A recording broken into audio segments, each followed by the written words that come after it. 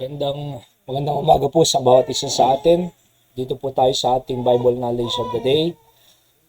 Proverbs 14:29, sabi ng Bible, "He that is slow to wrath is of great understanding, but he that is hasty of spirit exalteth folly." So, again, ito po yung Proverbs ni Solomon, the wisest on earth ever live.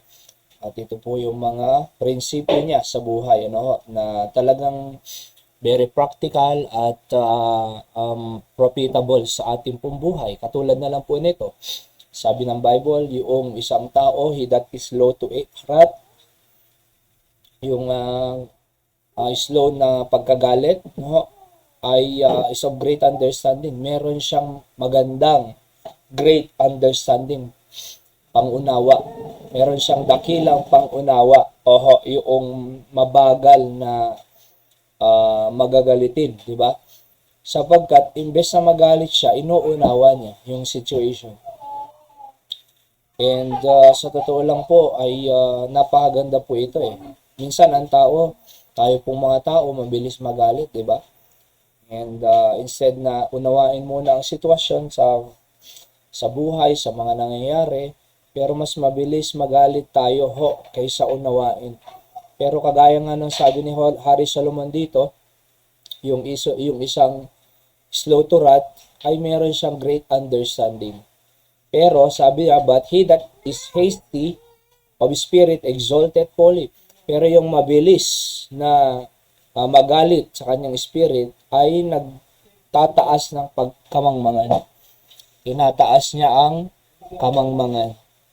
Bakit? Kasi hindi niya inuunawa eh. Before he know it, yung resulta ng kanyang ginawa, ng kanyang nasabi, ng kanyang sinigawan niya yung asawa niya, sinigawan niya yung kapitbahay niya, inaway niya, hindi siya nakapagpigil ng kanyang spirit, at kundi inaway niya agad, sinigawan niya agad, at nakita ng mga tao, and nahihiya rin siya, di ba?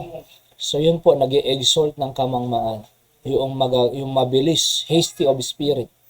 Imbes na unawaan niyo muna yung pangyayari, ay hindi. Talagang nagde-decide na siya agad. Nagagalit na siya agad. Nakikipag-away na siya agad. Kaya ang nagiging labas ay folly, kamangmangan. Kahiyaan din. At kawalan ng understanding. Kawalan ng salita ng Diyos. Kawalan ng prinsipyo. Kaya napakaganda po pag may mga bagay na pro-provoke po tayo or na tawag doon yung natatouch yung ego natin, pinakamaganda ay dahan-dahan lang, slow to wrath. Unawain mo muna yung pangyayari. Baka naman di mo alam yung tao may malaking problema, di mo alam yung tao malaki ang pinagdadaanan. Sabi nga ng isang pastor ay, be good to every man because every man having a tough time. Meron siyang mabigat na pinagdadaanan kaya nagkakagano.